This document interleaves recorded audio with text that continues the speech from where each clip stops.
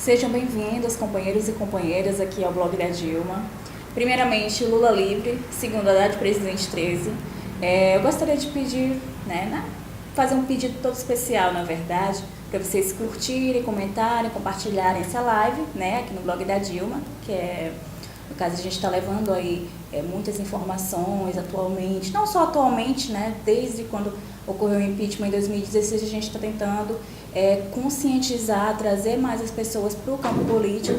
Então, através dessas entrevistas, dessas lives que a gente faz semanalmente, para estar trazendo vocês aqui junto com a gente. Também gostaria de pedir para vocês curtirem, comentarem, compartilharem lá na mídia livre, que é no YouTube, que é onde a gente consegue ter um dinheirinho para a gente conseguir estar mantendo o nosso trabalho, tá? E é isso aí, companheiros. Eu sou Jennifer Queiroz, sou articulista do blog da Dilma e editora, sou militante do Levante Popular da Juventude e estudante de Direito da Universidade de Fortaleza. Eu estou aqui com a presença do professor Jânio, que é professor de Direito Constitucional da Universidade de Fortaleza e professor da Unicristos. Senhor... Desculpe, professor. Como o senhor é professor, a gente tem essa... eu gostaria que o senhor fizesse uma introdução aí. Eu sei que o senhor já teve umas vezes, teve umas 2 semanas atrás com a gente, em uma live, e eu gostaria que o senhor fizesse uma introdução aí novamente para quem está assistindo pela primeira vez, ou quem, enfim, para conhecer mais o senhor. Ok, obrigado. Você, Jennifer, novamente aí pelo convite, de poder participar desse debate, geralmente que são debates muito bons, e dizer que, e parabenizar, eu acho que é importante a gente registrar isso, porque a Jennifer vem fazendo um excelente trabalho nessa perspectiva da atuação política, eu acho que uma jovem como você, Obrigada. Isso acaba sendo um exemplo para toda a juventude, da importância da participação política, então eu fico muito contente de saber que você realmente tem se doado muito, não só do ponto de vista acadêmico, mas também do ponto de vista pessoal, porque você acaba realmente tendo que renunciar outros afazeres particulares, pessoais, para poder se dedicar às causas sociais e às causas políticas. Então, parabéns e que isso sirva como exemplo. Eu tenho certeza que vai servir, está servindo como exemplo para muitos outros jovens que realmente também têm essa aptidão, essa capacidade para poder participar, contribuir com o debate político no país. Sim, muito obrigada, professor. Inclusive, você tocou num ponto bem importante, você tocou num ponto bem importante sobre a abdicar de certas coisas que a gente tem como juventude, Por exemplo, eu tenho 23 anos e abdiquei de muitas coisas, de estar em lugares, em festas, enfim, em prol da luta. A gente sabe que a luta é uma construção, diária, a gente está aqui no nosso cotidiano e a gente está fazendo essa construção. Então a gente abdica, eu como juventude, muitos outros companheiros e companheiras da juventude também, do Levante Popular da Juventude, abdicando aí de suas tarefas diárias, por exemplo, poderia estar em outros lugares, mas não, está aqui construindo a luta, está aí construindo, tentando, a gente está tentando, persistindo e tentando construir um Brasil melhor, Não só para a nossa geração, geração enquanto juventude, mas para as futuras gerações também, Então, às vezes, vem querer bater um desânimo diante de uma conjuntura tão complicada, E a juventude vivendo isso atualmente. A gente não viveu tempos tão difíceis como a ditadura militar, então a gente está, não chega tanto, mas a gente está vivendo uma espécie de ditadura também, que é a ditadura do judiciário. Então, a gente está tentando ir lutando e resistindo enquanto juventude diante dessa conjuntura atual. Então, agradeço aqui em meu nome, em nome de toda a juventude também do Levante, enfim. Então vamos começar eu fiquei até emocionada. Então vamos começar a nossa primeira pergunta, nessa live, e fala de esperança, justamente de esperança. Então, poderemos ter esperança para o futuro? Eu começo a primeira pergunta com essa questão um nome tão forte, esperança, e algo que persiste dentro dos corações de cada brasileiro. A gente acorda todos os dias, indo trabalhar, lutando ali diariamente, e dentro de cada coração, de cada brasileiro, existe essa palavra esperança, aquilo que motiva a continuar. Sim. Então, eu gostaria que o senhor começar falando sobre esperança. Obrigado, eu acho que é uma pergunta interessantíssima para a gente começar aqui o nosso debate, né? De fato, falar de esperança, você lembra, eu lembro sempre de um grande autor, né, o Gramsci, né, quando ele dizia que a esperança ele estabelecia como princípio metodológico, né, o pessimismo da razão, né, e a esperança da vontade, né, que muitas vezes não conflui muito, né, mas se o momento atual traz uma perspectiva realmente muito problemática, né, para avanços, né, porque a gente está vivendo um processo violento, um retrocesso violento do ponto de vista político, do ponto de vista social, mas a esperança, né, como a filosofia ela sempre coloca, que a esperança é essa possibilidade de recomeçar. Acho que foi a Hannah Arendt, né, que cunhou esse conceito sintético de esperança como sempre uma possibilidade da gente recomeçar algo. Então nós vivíamos até o impeachment, né, o golpe, especificamente falando da presidente Dilma, a gente vivia um momento muito promissor de avanços democráticos, avanços sociais, e quando nós tivemos a ruptura institucional, o golpe de Estado, que nós tivemos com a cassação do mandato da presidenta Dilma, sem que ela tenha cometido crime de responsabilidade, nós tivemos aí, a partir desse momento, um retrocesso cotidiano diário. Então, nos resta uma esperança, né, que agora com a retomada da soberania popular, com essas novas eleições que vão acontecer, e que, novamente, a democracia seja restabelecida no país, que a vontade popular, por meio da soberania, por meio do voto, né, seja respeitada essa vontade, é algo que não foi feito, né? Em 2016, nós tivemos aí uma ruptura institucional, onde a presidenta legítima, a presidenta eleita pela maioria da população, não pôde governar, né? Sofreu aí um golpe fatal do ponto de vista de seus direitos políticos e uma violência tremenda em face da soberania popular. Ou seja, o nosso voto, né, acabou não valendo nada. Então a gente espera que com as eleições deste ano, quem for derrotado, né, os adversários, quem perder, melhor dizendo, venha efetivamente reconhecer a derrota e não venha novamente fazer com que a vontade popular, a vontade soberana do povo seja violentada, como fez, por exemplo, o vice-presidente, que era Michel Temer, que assumiu através de um golpe de Estado, apoiado principalmente pelo PSDB e também pelo seu partido PMDB. Sim. Sobre a questão não só a gente eleger nosso presidente, né, futuro presidente Haddad, que inclusive você vai falar um pouco mais na frente, né, sobre as pesquisas atuais, enfim. Mas a importância de eleger, eu sempre friso isso nas lives, a importância de eleger uma bancada forte do PT, eleger candidatos estaduais, candidatos federais, senadores, para que a gente consiga governar, porque a gente não só elegendo o Haddad, ele pode governar, né? Então a gente precisa eleger uma bancada forte de esquerda, né? Então a gente tem que trazer isso também, deixar sempre claro a importância do voto, a importância de quem a gente coloca lá dentro. Olha só o que foi que aconteceu, né? Teve um impeachment, teve uma caída de uma presidenta legítima, sem crime algum, né? Crime de responsabilidade fiscal. Hoje em dia a gente pergunta a algumas pessoas que apoiaram o impeachment e ninguém sabe nem o que falar o que é responsabilidade fiscal. Então, olha só o que a mídia faz com as pessoas, né? Como ela consegue influenciar. Então, a gente tem que estar elegendo uma bancada forte de esquerda. Eu sempre friso e a gente precisa sempre frisar, né? Isso, professor. Então, era só para acrescentar o seu... Sim, a Jennifer, eu acho que é importantíssima a sua observação, né? Se a gente um presidente da República, um governador de Estado e também um prefeito, ele não governa sem o parlamento, né? Sem o apoio parlamentar. Então, por exemplo, a Dilma foi eleita pela sociedade diretamente, mas nós não tínhamos uma bancada, né, para poder dar sustentação ao seu mandato. E isso acabou comprometendo, aí, facilitando o golpe, né, que ela realmente sofreu. Então, para que o Haddad, sendo eleito, ele possa ter uma tranquilidade, possa ter uma estabilidade maior no seu governo, é preciso, né, que, como a Jennifer colocou muito bem, que a gente eleja é uma bancada de deputados e de senadores também, que tem uma afinidade, né, que tem uma afinidade com as propostas também do candidato de esquerda, que está hoje mais bem projetado nas pesquisas, que é o Haddad.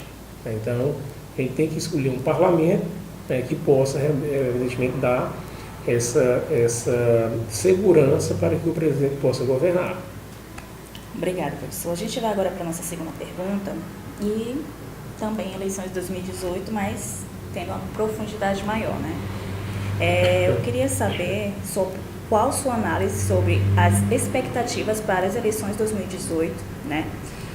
Principalmente com um cenário favorável ao Haddad, com 22% atualmente nas pesquisas, né? Nas intenções de voto no primeiro turno e ganhando no segundo turno, né? Então, bem favorável aí, em menos de 2 semanas, ter dado esse salto de 4%, e agora a gente já vê que ele está com 22% nas pesquisas. Eu acho que a primeira coisa que a gente deve observar, Jennifer, é que a escolha que o Lula fez, né, do nome para poder substituir nas urnas, eu acho que foi uma escolha muito feliz, uma escolha inteligente. Tanto que os resultados já começam a aparecer nas pesquisas. Então, no início, se criticava a demora do Lula nomear quem iria substituí-lo, né, para poder participar das eleições, mas eu acho que a escolha do Lula, inclusive até essa prorrogação do lançamento do Haddad, isso foi muito importante, até para poder mostrar e escancarar mais ainda que o Lula, né, especificamente a figura do Lula, é uma figura que está sendo cotidianamente perseguida. Então isso acabou ficando mais escancarado, e que isso trouxe também essa perspectiva da população conhecer, né, esse processo de perseguição que vem sofrendo o presidente Lula.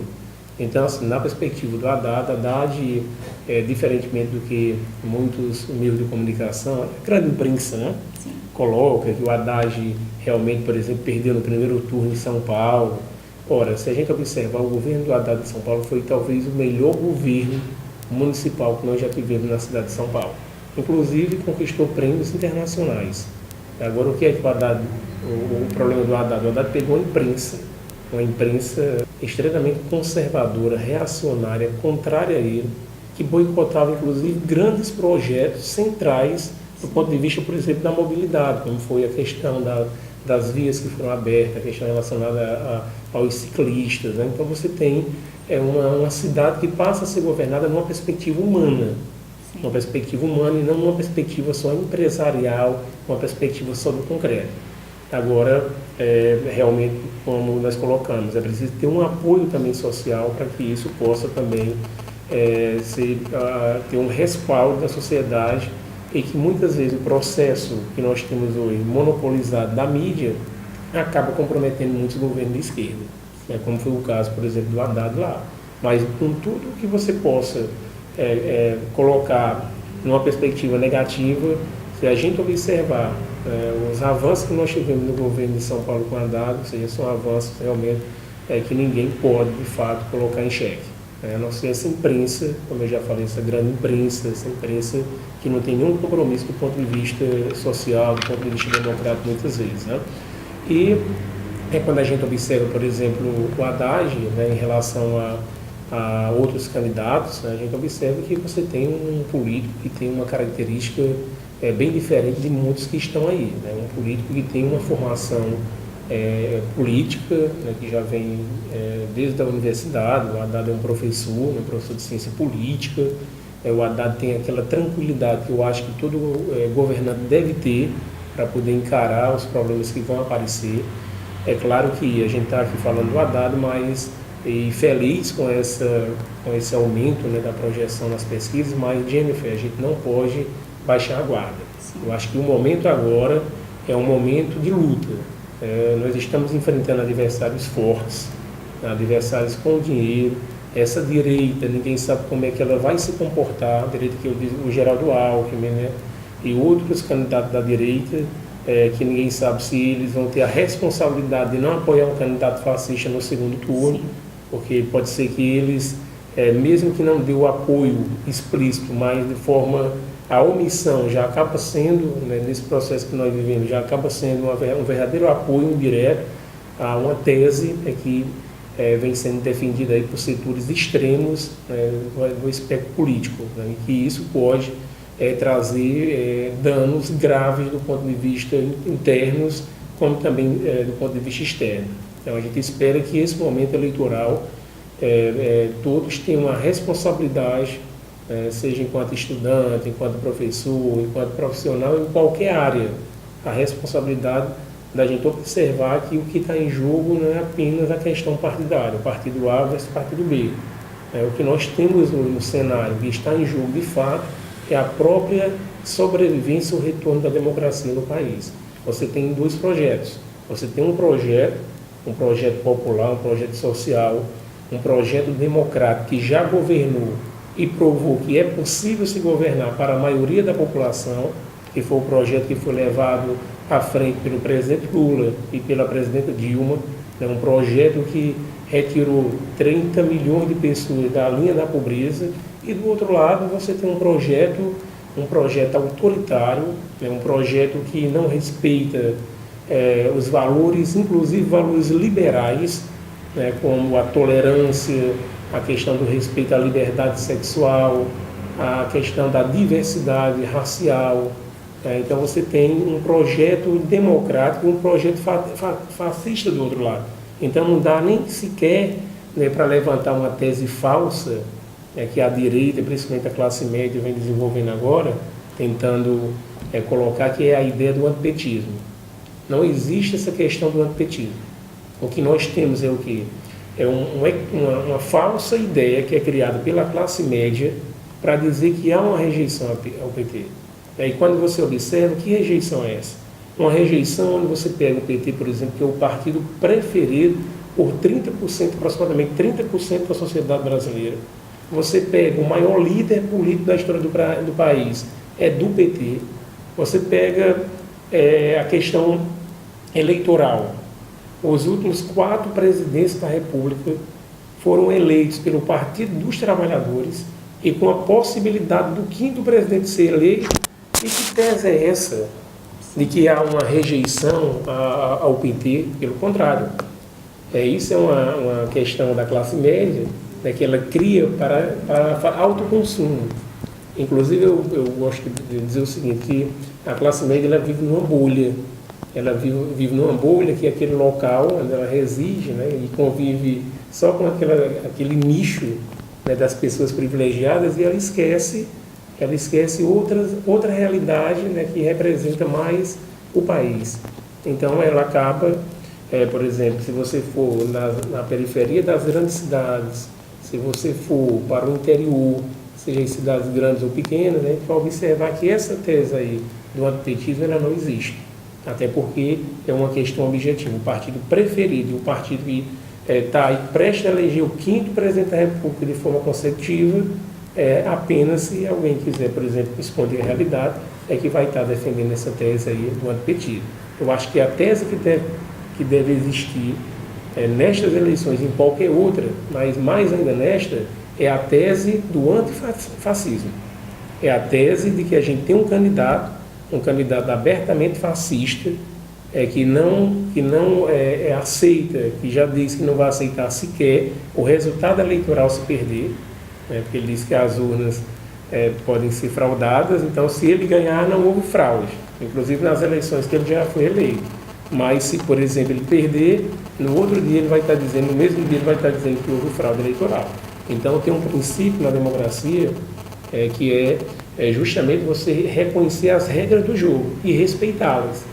Tem um cientista político italiano que ele diz o seguinte, olha, o que garante o futuro de uma democracia é justamente quando os participantes dela acatam as regras que foram estabelecidas para a escolha daquele que vai governar. Então, a partir do momento que você começa a questionar as próprias regras do jogo, com certeza a gente já tira uma conclusão. Você não é um democrata. E o pior, além de não ser democrata, tem um viés abertamente fascista que é muito terrível por toda a experiência que nós já temos dentro do país, a experiência autoritária e a experiência do fascismo e do nazismo que nós já tivemos no mundo. Sim, só um acréscimozinho sobre a questão da figura do Lula, né? Então, apesar do Haddad ser uma pessoa muito qualificada, ser professor, enfim, ter vários títulos.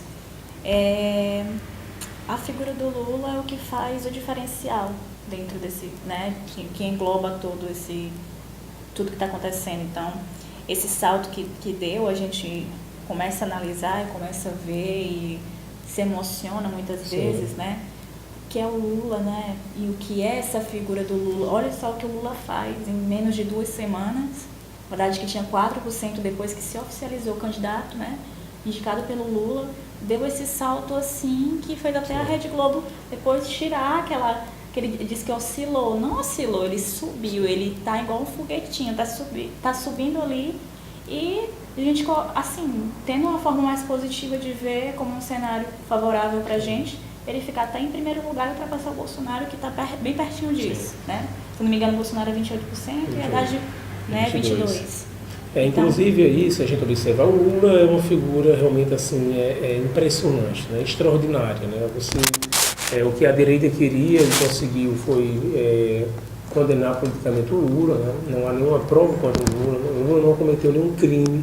Eu li 2 vezes a sentença do Moro e realmente não há nenhum elemento, não há nenhuma prova juridicamente falando que venha a indicar que o Lula tenha cometido algum delito. Então a condenação do Lula foi uma condenação política para eliminá-lo, excluí-lo do processo eleitoral, porque eles partiram da tese do seguinte: olha, a gente prende o Lula e a gente ganha as eleições. Então não é isso que está se configurando. O Lula, mesmo preso, ele tem um capital político que não é artificial. O capital político do Lula é um capital que foi criado durante toda a sua história política, toda a sua história de vida, toda a sua história em favor dos mais desfavorecidos dentro do país.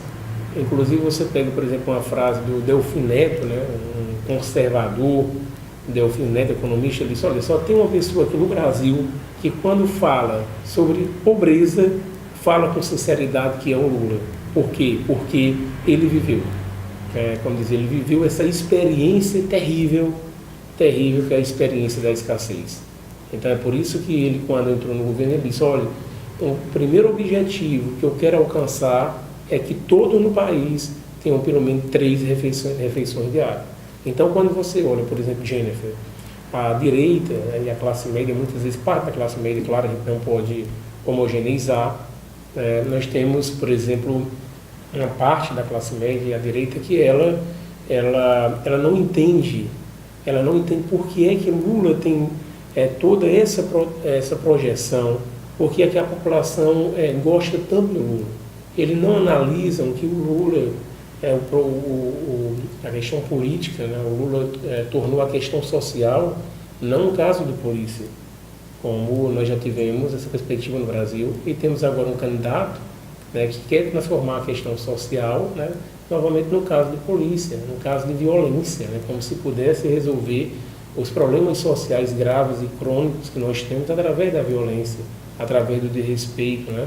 E o Lula não fez isso. Pelo contrário, nós tivemos a democracia que funcionou durante os 10 anos do governo do PT, onde nós tivemos um respeito às instituições, nós tivemos inclusive uma atuação forte das instituições de controle dentro do Estado, do Ministério Público, da Polícia Federal, que tiveram um respeito institucional tanto da parte do Lula como da parte da presidenta Dilma. Se não fosse essa abertura, esse respeito, essas investigações que nós tivemos aí, inclusive algumas exorbitando, com excesso, elas não teriam se realizado, como por exemplo na época dos tucanos no governo. Nós tínhamos um procurador-geral da República, que era o Geraldo Brindeiro, que era conhecido como engavetador-geral da República, porque todo processo que chegava lá, toda investigação que era contra um tucano, ele engavetava. E isso não aconteceu na época do governo do PT. Então você pega um partido, governos onde nós temos o respeito à Constituição e o aprofundamento das conquistas sociais que foram previstas na Constituição de 88. Então tudo isso acaba sendo reconhecido pela população. É o reconhecimento de que eles sentiram na pele o que é ser inserido dentro de uma sociedade excludente como a do Brasil. A partir do Lula e da Dilma, a pobreza, seja os pobres, os negros, elas passaram a serem vistas como pessoas humanas, como pessoas detentoras de direito e não como de favores. Sim. como nós tínhamos antes. Então a pobreza começou a frequentar, a chegar à universidade, a frequentar restaurantes, a frequentar shopping centers, a poder ter 3 refeições diárias. Então você tem uma mudança completa do ponto de vista social. Então quem vive nesse nicho acha esquisito, estranho, porque é que Lula tem essa popularidade mesmo fora do governo, mesmo preso injustamente, como é o caso atualmente. Sim. Inclusive a gente até em vídeos, né, eu sinto saudades, né, de escutar o Lula, e eu vou assistir em alguns lugares que ele foi, que ele passava, as pessoas segurando ele, sabe, chorando, e aquilo ali transmite tanta emoção pra gente, você não tem como não chorar, né? Então, um homem que veio do povo, um homem que é nordestino, então ele sabe que é os anseios do povo, né? Então, ele trouxe esse povo, ele incluiu esse povo dentro de um meio que tentavam excluir, né? Uma parte excluída da sociedade, que são as pessoas mais pobres. Sim. Então é muito emocionante, sabe, ver as pessoas chorando, gritando Lula. É alguma coisa séria que toca o nosso coração mesmo, sabe, de forma verdadeira.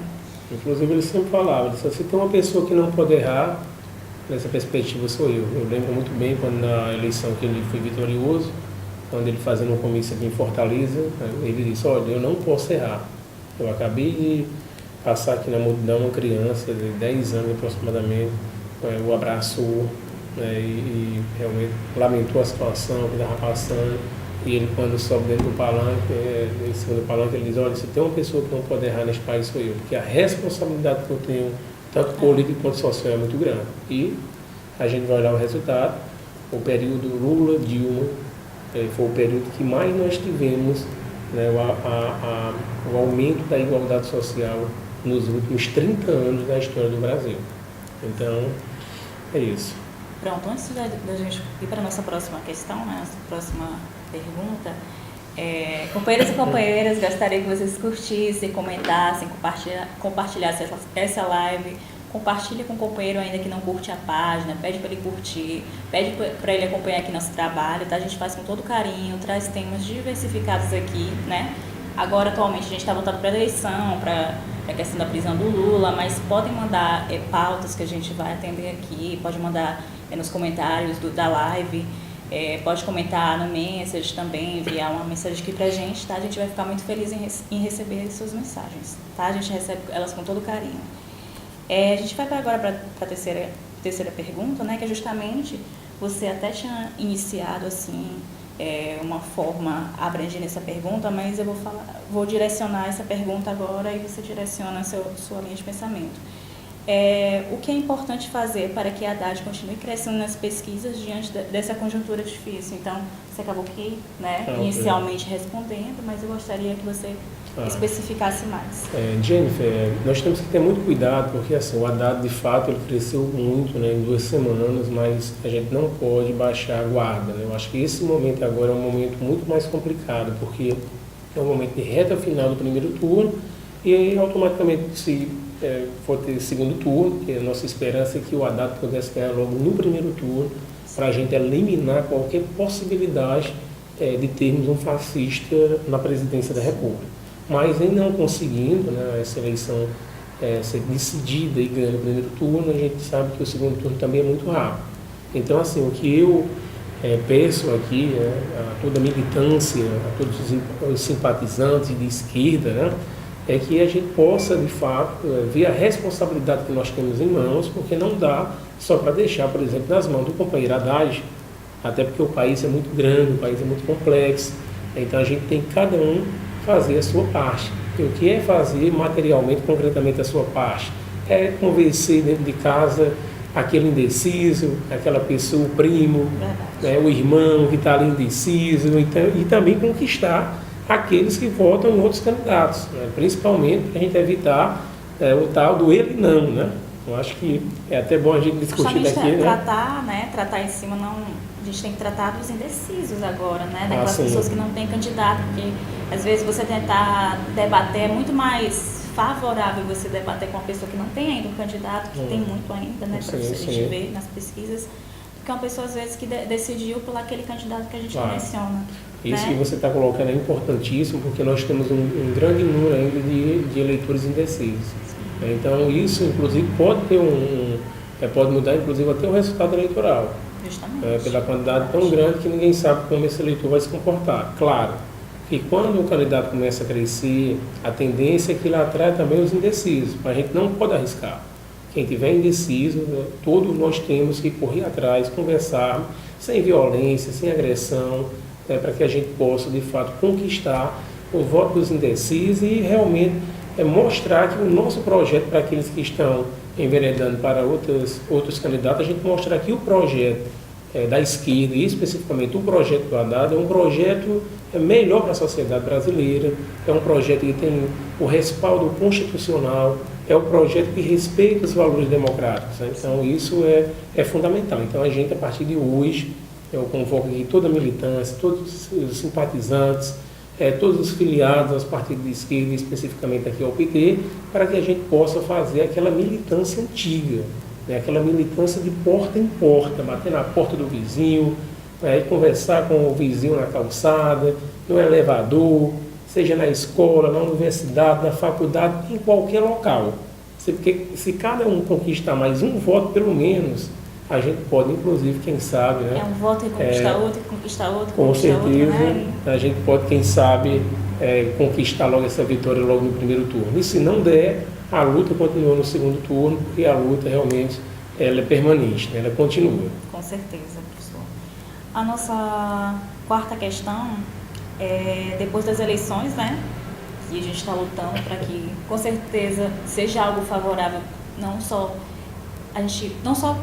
tipo assim, seja algo favorável para o povo, né, porque o candidato que mais se encaixa dentro do papel, né, de luta pelo povo, principalmente por ser um candidato indicado pelo Lula, é o Haddad. Então, a gente está trabalhando dentro dessa perspectiva de eleger o Haddad, já como o professor Jânio falou, no primeiro turno, mas se a gente não conseguir fazer isso, a gente já viu que foi favorável ao Haddad no segundo turno, ele ganharia daquele candidato que a gente não menciona, né, ou ele não. Mas depois das eleições, o que esperar para o futuro, né, diante do que já aconteceu, de retrocessos, né, dentro dessa perspectiva, eu gostaria que você falasse sobre isso.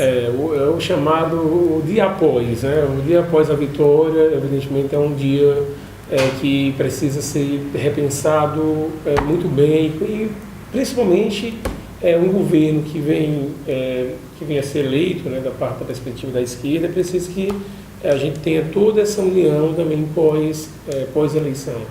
Por quê? Porque nós sabemos que não basta ganharmos. Nós temos também que termos um apoio, tanto do ponto de vista parlamentar, do ponto de vista institucional.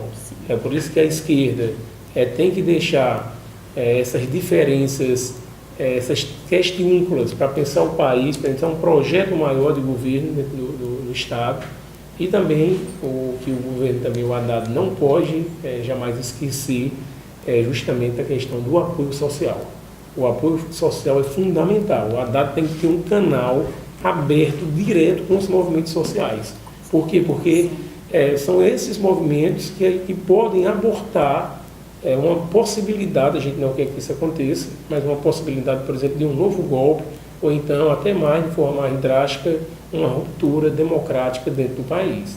Então, o governo espera que o Haddad, eu tenho certeza que o Haddad é aberto nesse sentido, que ele tenha, ele faça esses encaminhamentos, que ele possa montar, por exemplo, uma comissão para ter acesso direto a esses movimentos sociais, criar um conselho, inclusive, com os movimentos sociais, com as instituições sociais, com a universidade, com a MST, com o movimento dos sem teto, enfim, com toda a sociedade civil, para que ele possa, de fato, fazer um governo com essa segurança, com essa estabilidade, que vai governar e que vai, diferentemente do governo atual, governar para a maioria, para quem mais precisa, como o Lula fez e também a Dilma estava fazendo, e sofreu um tremendo golpe da parte da elite que atualmente está no poder.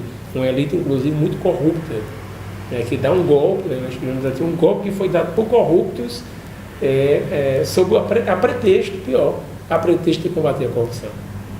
Então, que é mais imoral ainda. Com certeza. Você viola a democracia, você viola a Constituição, dizendo que é para defender as instituições, a República, e quando você olha, está aí o retrocesso que talvez a gente tenha que, em décadas, nós vamos demorar para poder recuperar. E outra coisa, né, que esses retrocessos que nós tivemos, a gente espera agora que um governo popular, um governo democrático, como com certeza vai ser o governo do Haddad, esses retrocessos eles possam ser realmente eliminados. Como, por exemplo, a venda de empresas estatais, essa abertura de setores estratégicos da economia para o capital estrangeiro, que não tem nenhum compromisso do ponto de vista nacional, essa reforma trabalhista que prejudicou totalmente o trabalhador aqui no país, que essas reformas foram implementadas e outras que eles estão querendo fazer, inclusive antes do término do governo Temer,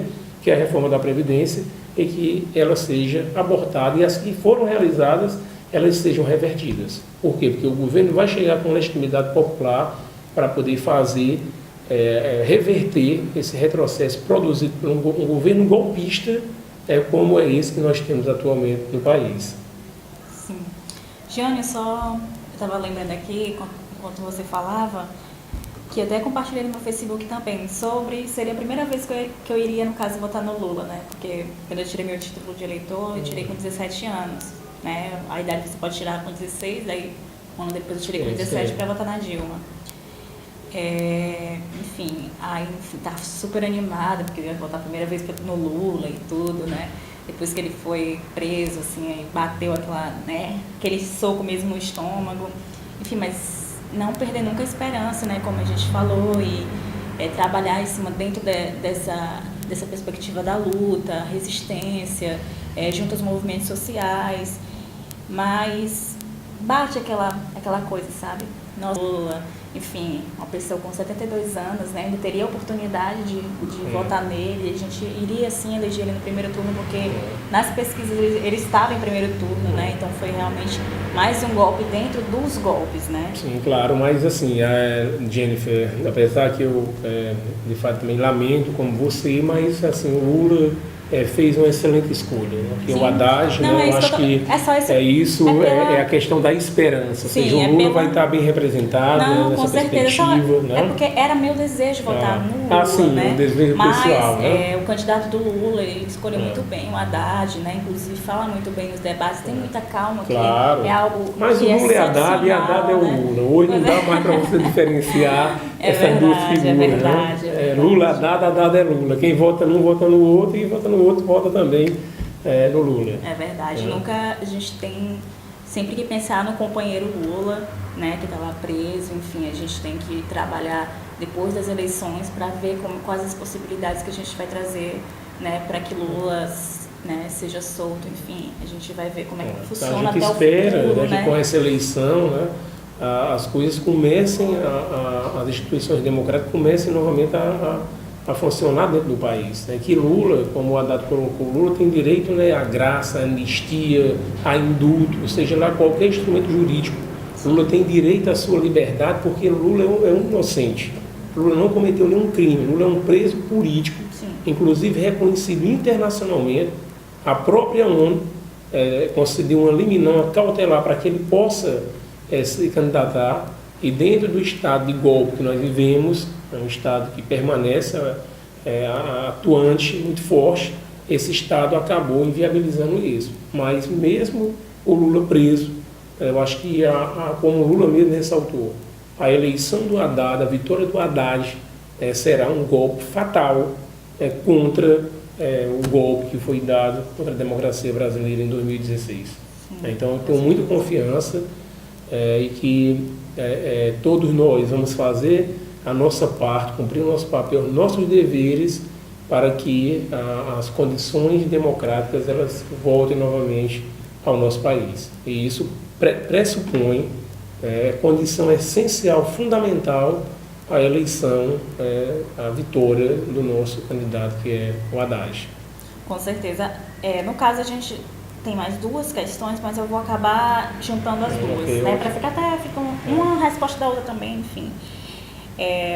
Qual o risco do candidato Ele Não, que todo mundo já sabe quem é, né? A gente não menciona mais esse nome, que é desconfortável e desagradável, representa para a democracia brasileira, e falar também um pouco de como é necessário o combate do fascismo e como o povo pode e deve fazer isso, né? Dentro de casa, dentro da universidade, a gente bate muito, né? Tá tentando construir, porque dentro da universidade privada a gente está vendo um avanço muito grande do fascismo, né? Inclusive, isso é uma observação do DCE, né?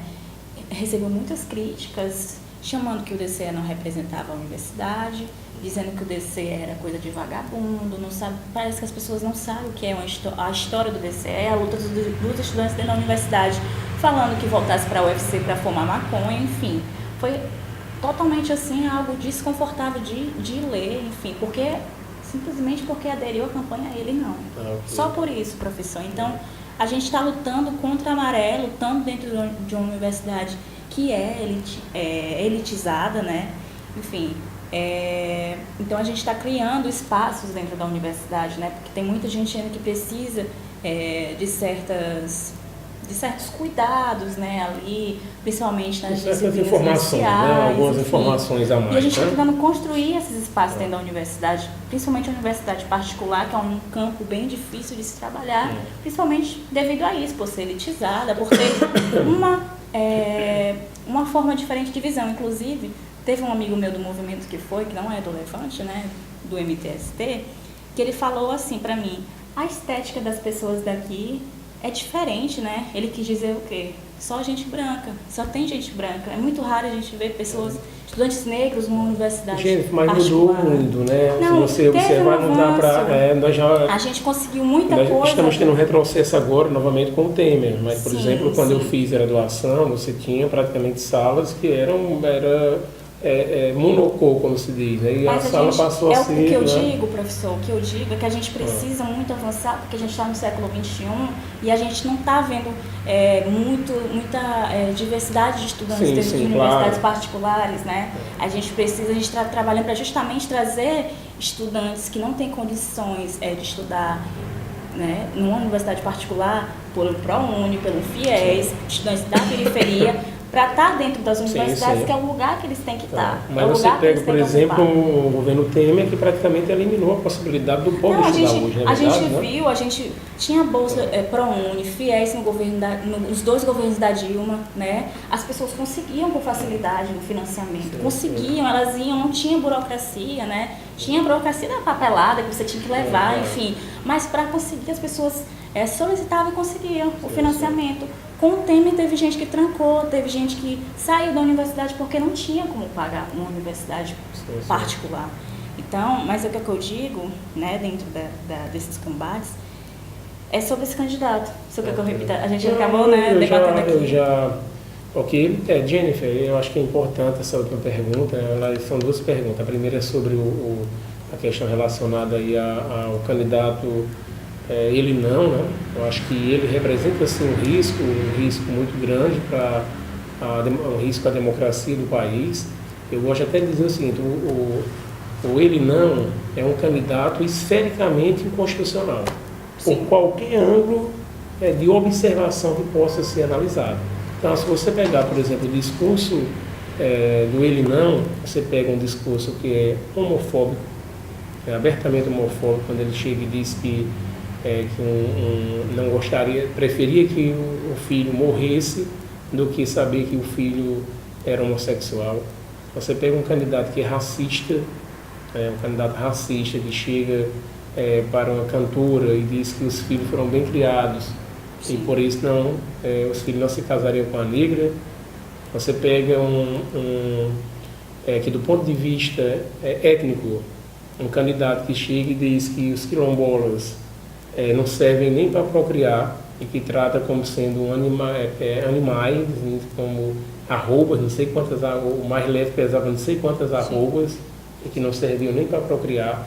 Você pega um candidato que diz que as mulheres que merecem podem ser estupradas. É um discurso é muito forte do ponto de vista do preconceito de gênero contra as mulheres, né, muito forte, que diz que mulher pode e deve ganhar menos do que os homens, fazendo inclusive os mesmos trabalhos. Então você tem um candidato que, do ponto de vista da nossa Constituição de 88, o seu discurso e também a sua prática viola totalmente vários dispositivos constitucionais. Então, como professor de Direito Constitucional, como advogado e principalmente como cidadão, é o meu dever, o nosso dever, a gente denunciar esse discurso de um candidato que só leva as falas de ódio, que representa as falas de ódio, um discurso de ódio, um discurso de violência, um discurso de intolerância que é incompatível com os valores democráticos e constitucionais que nós temos aqui. Eu queria só ler aqui a título ilustrativo, o que diz aqui o título 1 da Constituição Federal, que traz dos princípios fundamentais. E um dos princípios fundamentais da República Federativa do Brasil é a defesa da dignidade da pessoa humana. Então esse discurso viola a dignidade da pessoa humana e especificamente de algumas categorias que passaram a ser alvo preferencial desse candidato, né? Ele não, como por exemplo os negros, as mulheres, os homossexuais e os pobres, índios e quilombolas. Em relação aos índios, inclusive, né? Se fosse para a gente ter uma dignidade mesmo, um respeito, era para ser a etnia mais respeitada dentro do país. Por quê? Porque é a etnia originária, é a etnia que fundou o nosso país. E como é que ele diz? No meu governo, eu não vou mais dar nenhum centímetro de terra para índios. Inclusive, até pensa em diminuir as reservas existentes. Com certeza. Né? E ele falou isso em entrevista. Sim, claro. Aí você tem aqui outra dispositivo que é violado diretamente pelo candidato, ele não. Constitui objetivos fundamentais da República Federativa do Brasil. Inciso 4. Promover o bem de todos sem preconceitos de origem, raça, sexo, cor, idade e quaisquer outras formas de discriminação.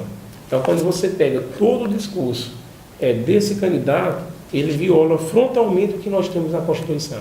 E se não bastasse, nós ainda temos aqui o artigo 5º, que é o coração da nossa Constituição, que é o dispositivo onde nós temos os direitos e garantias fundamentais da pessoa humana, e que diz o seguinte, o artigo 5º, inciso 1º: homens e mulheres são iguais em direitos e obrigações nos termos desta Constituição.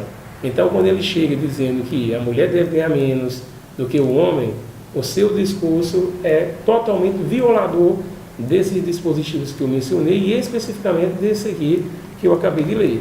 E, por fim, nós temos aqui o inciso 3º, Jennifer, que diz: ninguém será submetido a tortura nem a tratamento desumano ou degradante. Então, você pega um candidato que chega no Congresso Nacional, no dia do golpe, no dia do impeachment da presidenta Dilma, e começa a elogiar um militar que na época da ditadura militar torturou, que era o Ustra, torturou, e ninguém sabe, outros crimes que pode também ter cometido, e ele começa a elogiar.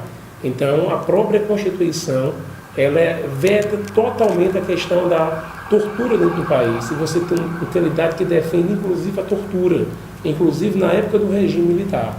Então, eu gosto de dizer que o Bolsonaro, além de ser um antidemocrático, porque sequer ele quer respeitar o resultado eleitoral, se perder a eleição, ele é um candidato, se você pegar qualquer dispositivo da Constituição, ele é incompatível com o discurso que o Bolsonaro e muitos dos seus seguidores, eles estão hoje pregando dentro do país.